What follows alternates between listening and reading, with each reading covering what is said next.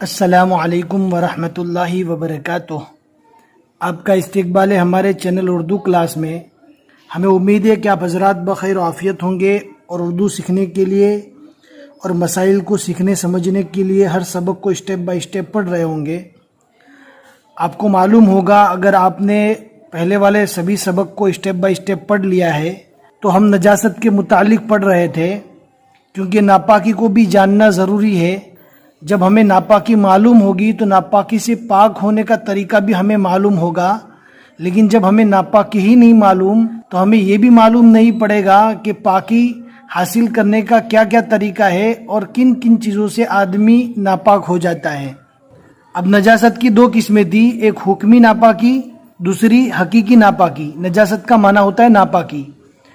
اب ہم آج کا جو سبق پڑھنے والے ہیں تعلیم الاسلام کے دوسرے حصے میں، تو آج کے سبق میں ہم نجاست حقیقی کو شروع کرنے والے ہیں۔ انشاءاللہ 2-3 اسٹیپ میں یہ نجاست حقیقی بھی پوری ہو جائے گی، لیکن ہم اپڈیٹ کرنا ضروری سمجھتے ہیں۔ پہلے ہم نے کون سی ناپاکی کے متعلق پڑھا تھا؟ تو پہلے ہم نے حکمی ناپاکی کے متعلق پڑھا تھا، نجاست حکمی کے متعلق پڑھا تھا۔ حکمی کہتے ہیں نظر نہ آنے والی ناپاکی، جیسے وضو، کوئی آدمی اگر بے وضو ہے تو ہمیں نظر نہیں آتا، کوئی آدمی اگر بے غسل ہے تو ہمیں معلوم نہیں پڑتا کہ یہ پاک ہے کہ ناپاک ہے، تو یہ حکمی ناپاکی ہوئی کہ نظر نہ آنے والی ناپاکی۔ اب نظر نہ آنے والی ناپاکی کی دو قسم تھی، اصغر اور اکبر۔ اصغر جیسے کہ وضو، اکبر جیسے کہ غسل۔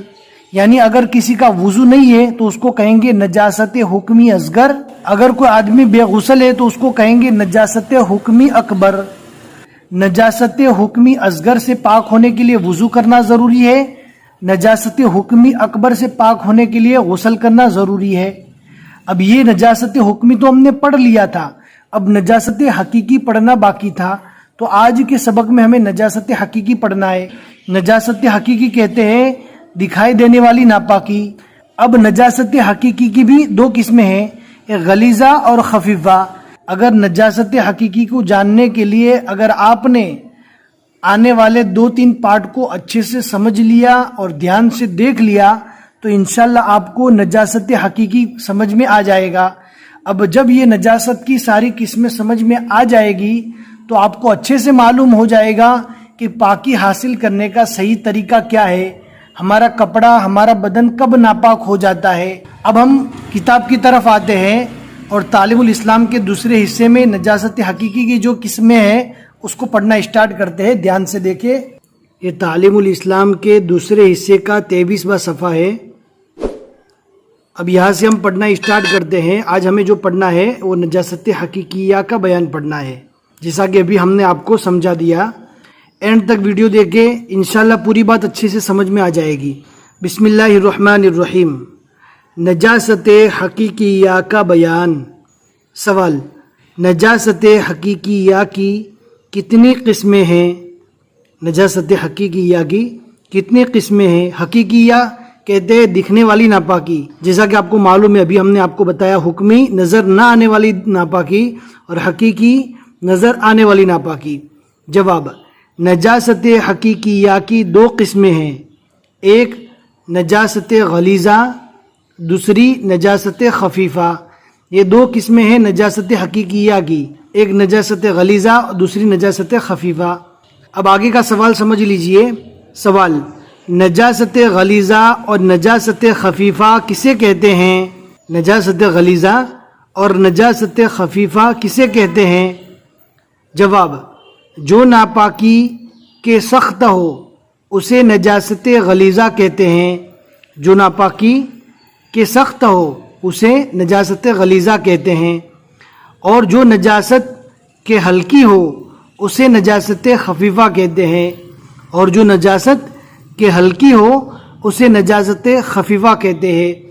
سب سے پہلے ہمیں یہ ٹاپک سمجھنا ضروری ہے کہ نجاست غلیظہ کون کون سی ہوتی ہے اور نجاست خفیفہ کون کون سی ہوتی ہے۔ مجھے معلوم ہے آپ کو یہاں پر سمجھ میں نہیں آیا ہوگا، آگے والا سوال بھی سمجھ لیجئے۔ سوال: کتنی چیزیں نجاست غلیظہ ہیں؟ کتنی چیزیں نجاست غلیظہ ہیں؟ جو اوپر نجاست حقیقیہ کی دو قسمیں بتائی، اس میں جو پہلی قسم تھی غلیظہ یعنی سخت ناپاکی، اب وہ سخت ناپاکی کون کون سی ہے وہ مثال دے کر یہاں پر سمجھا رہے ہیں کتنی چیزیں نجاست غلیظہ ہے. جواب: آدمی کا پیشاب پاخانہ، آدمی کا جو پیشاب اور پاخانہ ہے یہ نجاست غلیظہ ہے. اور حلال اور جانوروں کا پاخانہ، یہاں پر جانوروں سے مراد حلال جانور ہیں، اور جانوروں کا پاخانہ اور حرام جانوروں کا پیشاب. یہاں پر ایک بات دھیان سے سمجھنے کی ضرورت ہے، حرام جانوروں کا پیشاب اور یہاں پر جانوروں کا یعنی حلال جانوروں کا پاخانہ بتایا تو وہ چیز یہاں پر بھی آ جائے گی، یعنی حرام جانوروں کا چاہے پیشاب ہو یا پاخانہ ہو دونوں نجاست غلیظہ ہے. اور جو حلال جانور ہے ان حلال جانوروں کا جو پاخانہ ہوتا ہے وہی نجاست غلیظہ ہوتا ہے، اس کا پیشاب نجاست غلیظہ نہیں ہوتا.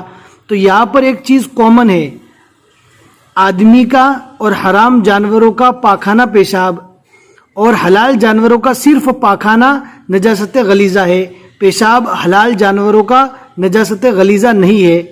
پھر آگے، اور آدمی اور جانوروں کا، یہاں پر جانوروں سے حلال ہو یا حرام ہو سبھی جانور مراد ہے. اور آدمی اور جانوروں کا بہتا ہوا خون، جو ان کا بہتا ہوا خون ہے وہ بھی نجاست غلیظہ ہے. پھر اس کے بعد آگے دوسرا بتا رہے ہیں، اور شراب اور مرغی اور بطخ کی بیٹ، شراب بھی نجاست غلیظہ ہے، اور مرغی اور بطخ کی بیٹ یعنی ان کی نجاست، مرغی اور بطخ کی جو نجاست ہوتی ہے نجاست غلیظہ ہیں. یہ ساری چیزیں نجاست غلیظہ ہوئی. آسانی کے ساتھ واپس سمجھ لیجئے، آدمی اور حرام جانوروں کا پاخانہ پیشاب دونوں نجاست غلیظہ، حلال جانوروں کا صرف پاخانہ نجاست غلیظہ، اور آدمی اور جانوروں کا بہتا ہوا خون، شراب، مرغی اور بطخ کی بیٹ یہ سب نجاست غلیظہ ہے.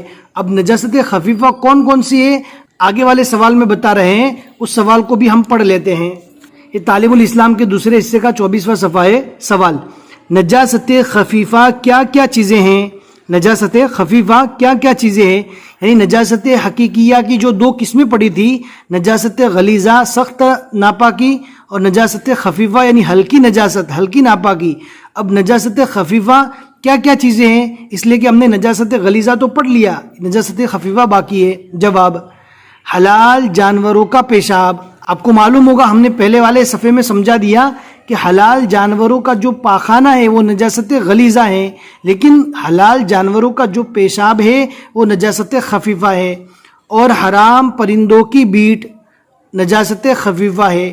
وہاں پر کیا تھا، جو حلال پرندے تھے بطخ اور مرغی ان دونوں کی بیٹ نجاست غلیظہ تھی، لیکن یہاں پر جو پرندے بتائے ہیں حرام پرندوں کی بیٹ نجاست خفیفہ ہے، جو پرندے ہیں ان کی بیٹ نجاست خفیفہ ہے. ہمیں امید ہے کہ آج کا سبق آپ کو سمجھ میں آ گیا ہوگا، خصوصاً نجاست حقیقی کی دو قسمیں، نجاست غلیظہ سخت ناپاکی، نجاست خفیفہ یعنی ہلکی ناپاکی.